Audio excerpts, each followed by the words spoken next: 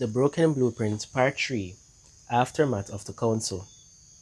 Compromise vote triggers a rush to obtain accreditation.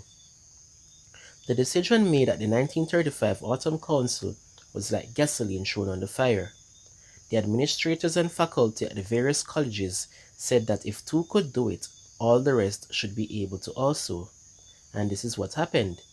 Each college accelerated its efforts to achieve accreditation. It mattered not how much debt they piled on the institution, how many compromises they had to make, or how many worthy teachers they had to hire. Present and future teachers were rushing to the universities in order to become competent to teach in our colleges. Emmanuel Missionary College, for example, had to tear down and rebuild nearly its entire campus because all its buildings were constructed with wood, and the accrediting agency demanded brick. It did not achieve senior 4-year accreditation until 1939. Within a few years, all our colleges in America had 2-year and eventually 4-year accreditation. The rest is history.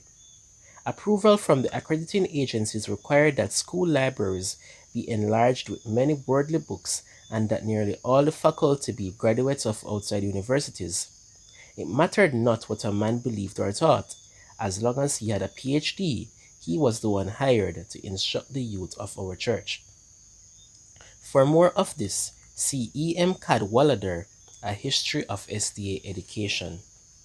In 1925, Megan wrote a friend his strategy for pushing church leaders on all levels into agreement with his objectives. You see, my idea was to get as many of these fellows as possible familiar with our problem and favorable to our cause, he explained. In other words, I wanted to be in a place to carry the fight to the highest quarters if it became necessary. Megan to Newton Evans, September 30, 1925. In spite of the enthusiasm of colleges to rush into submission to worldly accreditation agencies, there was a reaction in the field to the accreditation programs of the colleges.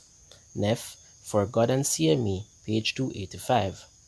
Many faithful believers were deeply upset by this wholesale sellout.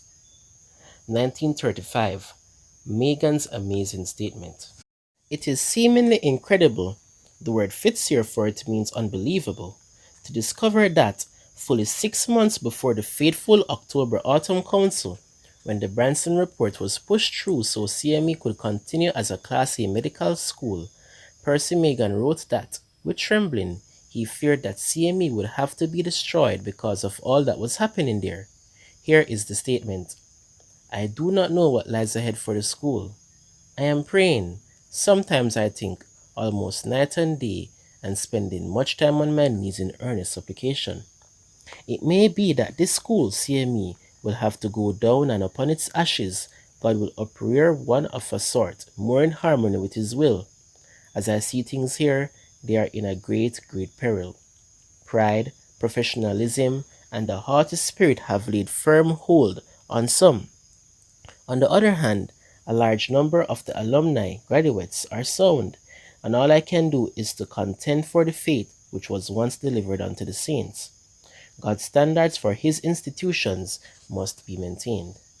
Megan to Leroy Edwin Froome, May 7, 1935. Froome, 1890 to 1974, was at that time Secretary of the General Conference Ministerial Association and in frequent contact with many of our leaders. 1936. Megan expresses concerns. All aside from the pride developing among the CME staff, Megan was also deeply concerned about how the school was locked into obedience to every whim and whisper of the AME accrediting body. In 1936, he wrote this about the 1931 meeting. I am generally credited, I believe, as being the one who forced the accreditation program through the Fall Council at Omaha some 5 years ago. At that time, after a long debate, practically everyone voted for it, but now fears have arisen in the minds of many that we have gone too far. P.T. Megan, Letter to Dr. Taylor, January 2, 1936. The next year, Megan wrote another letter. The whole question of medical education is becoming an increasingly difficult one. When a man is obliged to take at least 3 years of pre-medical college work, then 4 years in the medical course, then 1 year of internship, after which many students take 1, 2, and even 3 years of residence work in approved hospitals, it can readily be seen that the length of time required for him to complete his education is coming to be, as the Irishman would expresses it, beyond the beyond. But our necks are in the news. P.T. Megan, letter to Professor H.J. Klooster, September 1, 1937. 1936. The examining committee arrives. The long-awaited inspection team, Dr. H. Wise Cotton and Surgeon General M.K. Ireland, arrived in Los Angeles on March 8, 1936, and immediately notified Megan that they would like to meet with him at the Biltmore Hotel. He headed to the meeting, knowing that CME's accreditation was in jeopardy, since the 1935 Autumn Council had only given permission for 2 colleges, Pacific Union College and Emmanuel Missionary College, to obtain accreditation. For 4 hours they fired questions at him with all the speed and precision and accuracy of machine gun fire. Neff, for God and CME, quoting Megan's letter to C.H. Watson and J.L. Shaw, March 13, 1936. Following their departure, in September, Dr. Zapf wrote that a very high percentage of entering freshmen did not have a good academic standing. Fred Zapf to Megan, September 23, 1936. In October, Dr. Cutter wrote that the school was placed on probation. When you feel the deficiencies noted by the council have been corrected and that the school is meeting in a satisfactory manner the prevailing standards, application may be made to the council for reconsideration with a view to restoring the school to a position of unqualified approval. William D. Cutter to Megan, October 21, 1936. 3 of the several factors causing this probationary status were these: the need to greatly enlarge the library, the stopping of the students from working during their school years at CME, the reduction of freshman enrollment to only 55 or 60 students. This latter point meant that, for all the massive expense in yearly subsidies sent by the General Conference to Loma Linda, only a few of the young people of the church could take the medical course. But you can know that Loma Linda obeyed the boss, for they knew who it was. 1937. Elder Mac L. Haney speaks. In 1937, an educational convention was held in North Carolina. Elder Mac L. Haney, 1880 to 1959, General Conference President, earnestly pled with the assembled educators not to lead our youth away from the educational blueprint. Frankly, the statement was shocking in what it said. I want to say this morning to this educational group that we maintain our school system to train workers primarily to give voice to this great message, to the second advent hope. Any change in that objective will be to abort the great purpose of this movement itself. Too many of our young people are today being led into worldly conformity by some leaders who are themselves adhering to forms of worldly amusements and pleasures. My friends, I wish our young people could be kept away from all the beach parties and nudity parades and moving picture shows and other questionable places where they ought not to go, but where they are sometimes led by their leaders. I believe it is the duty of every school board and every school faculty to take steps to change things.